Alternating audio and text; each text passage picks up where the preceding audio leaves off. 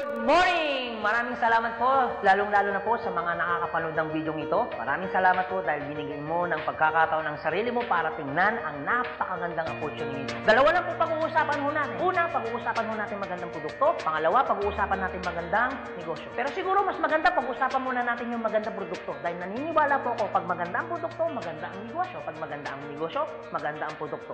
Ang maganda po dito sa product na pag-uusapan natin, ang involved health. Kung tatanungin ko po kayo, maganda bang negosyong health? Kung iisipin mo, magandang negosyong health. Pero at the back of your mind, hindi ka sigurado kung magandang health.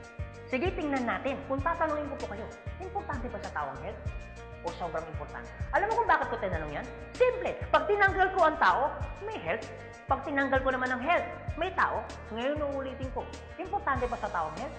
O sobrang importante? Kung sobrang importante sa tao ang health, anong ibig sabihin? Nagiging importante na rin sa tao ang business mo. Dahil ang business mo, health. Since tao po pag-uusapan mo natin, naniniwala po ba kayo na ang tao may katawan? Oo naman. Kung tatanungin ko po kayo, importante ba sa tao ang katawan o sobrang importante? Kung sobrang importante sa tao ang katawan, what if mapabayaan ng tao ang katawan? So ano nangyayari? Nagkakasakit. Pag nagkakasakit ang tao, anong ginagawa? Nagpapadoktor, nagpapacheck up, nagpapagamot. Kung nagpapagamot ang tao, anong binibili? Siyempre, gamot. Ang gamot, gastos hindi. Siyempre, gastos. Pag hindi mo ginasusan, anong mangyayari sa sakit?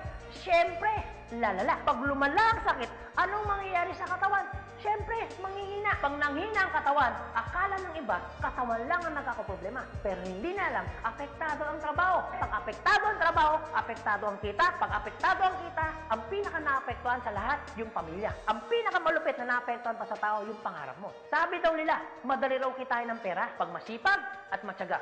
Opo, tama po, madaling kitain ng pera basta masipag, matyaga. Pero ito naman sasabihin ko sa'yo, the moment na magkasakit ka, madali rin ubusin ng sakit ang pera mo. Lagi ko po ito sinasabi, anin mo ang limpak-limpak mong salapi kung punong-puno ka naman ng sakit. At ang pinakamahirap po dyan, wala na nga pera, mahirap na nga, may sakit pa. Yun ang masakit. Since present ang sakit, ano ngayon ang gagawin mo para hindi magkasakit? Simple, wala ka ng choice. Uulitin ko, wala ka ng choice. Kailangan mo nang uminom ng food supplement. Alam kung bakit? Marami ng kumpanya ng tayo.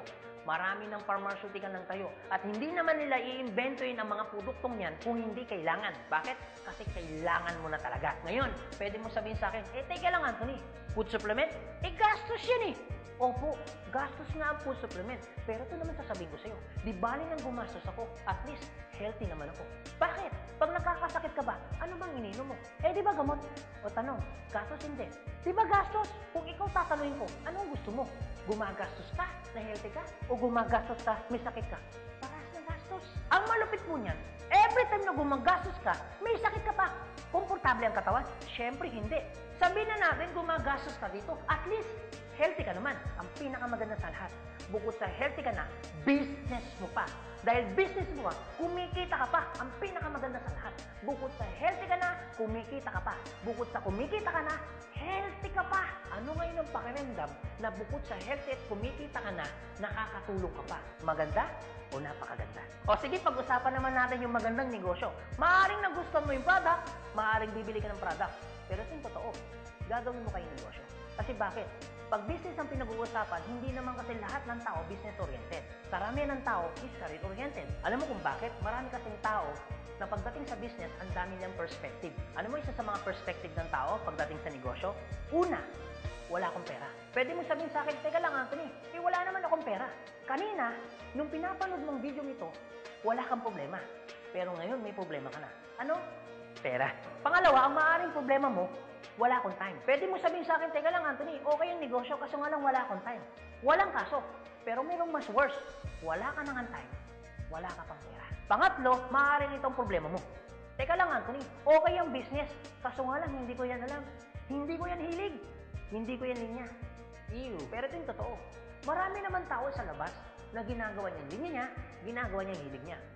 Pero tanong, kamusta ang buhay? Sabihin na natin hindi mo to hilig. Sabihin na natin, hindi mo rin niya. Pero ito sasabihin ko, kung ito naman ang magpapabago ng buhay mo, bakit hindi mo siya ninyahin? Pang-apat, maaaring ito isa sa mga problema mo. Teka lang Anthony, okay ang business. Kaso nga lang, risky yan. Naku, malulugi lang ako. Ang pinakamalupit, hindi mo pa tinatayo yung negosyo mo, feeling mo, lugi ka na. Ang matindi niyan, ano malulugi sa'yo? Eh di ba sabi mo, wala kang pera? Eto tanong, kung problema mo ang pera, problema mo ang oras, problema mo dahil wala kang alam, kasi iniisip mo baka malugi ka, ito sasabihin ko. Hindi lang naman to ang una or pangalawang pagkakataon na pwede kang ma-involve sa business. Kung yan ang problema mo, bakit? Pagdating kayo ng panahon, yan pa rin kayo problema mo. Pag-usapan po natin ang life cycle. Naniniwala ka bang may life cycle? Oo naman, importante po ang life cycle. Kasi po, hindi po magiging balanse ang mundo pag walang life cycle. Isa sa mga dinadaanan ng tao ng life cycle, yung pag-aaral. Kung ikaw magkakanak o magkakaanak pa lang, pag-aralin hindi. Siyempre, pag-aaralin.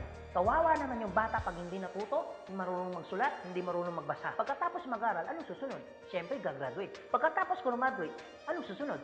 Siyempre, magtatrabaho. Pero pansinin mo to. Meron po mga tao hindi nakapag-aral, hindi nakagraduate, pero nagtatrabaho.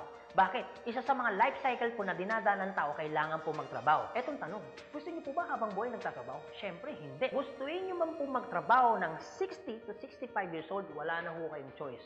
Ang sasabihin ng boss mo, you're out. Bakit? Anong tawag ko doon? Retire. Pag kayo po ba nag-retire, may pera wala? Siyempre, meron. Anong tawag mo doon? Retirement fee. Dahil ikaw ay nag-retire, ang trabaho, tuloy tigil. Siyempre, tigil. Pag tigil ang trabaho, ang sweldo, tuloy tigil. Siyempre, tigil. Dahil tigil ang trabaho, tigil ang sweldo, ang gastos, tuloy tigil. Siyempre, tuloy. Dahil tuloy ang gastos, ang retirement fee na pinaghirapan mo, maubos hindi. Siyempre, pwedeng maubos. Para hindi maubos ang perang pinaghirapan mo, anong gagawin mo? Maaaring naiisip mo ngayon kung ikaw nakakapanood ng video nito. Maaaring siguradong naiisip mo ngayon, business. Ito tanong. Kung papasok ka ngayon sa business para hindi maubos ang pera mo, teka lang, akala ko ba, kanina, iniisip mo, teka lang Anthony, wala akong pera, kasi mamumulan ako dyan. Pero sabihin ko, kung iniisip mo, kanina, wala kang puhunan, mamumuhunan ka kasi, eh di ba ganun din dito? Mamumuhunan ka rin? Di ba sabi mo kanina, wala akong time? Kung iniisip mo na wala kang oras, bakit? Pagtungtong mo ng 60, 65, may oras ka ba ba? Sabi mo kanina, wala kang alam. Pero tanong, bakit pagtungtong mo ng 60, may alam ka? Buong buhay mo nagtrabaho, hindi nag-business. Dahil wala kang alam sa business, anong mangyayari sa pera mo? Siyempre, mauubos. Anong sense, nagtrabaho mo ng buong buhay mo, papasok ka sa business, dahil wala kang alam sa business, ang perang pinaghirapan mo, mauubos lang. Kaya marami pong mga tao nagre-retire, pumapasok sa business, still broke pa rin. Alam kung bakit? Kasi wala silang alam sa business. Kung ikaw ang nakakapanood ng video nito, huwag po kayo mag-alala. Kasi bakit? Later pa naman yan. Pero kung tatanungin kita, kung papasok ka lang naman pala sa business, anong gusto mo? Ngayon o later? Alam mo kung bakit ngayon? Simple. Pag ngayon mo ba inaral ang business, ngayon ka nag-decision mag-business, ngayon mo ginawa ang business, ngayon mo matututunan? Yes. Ngayon ka rin kikita?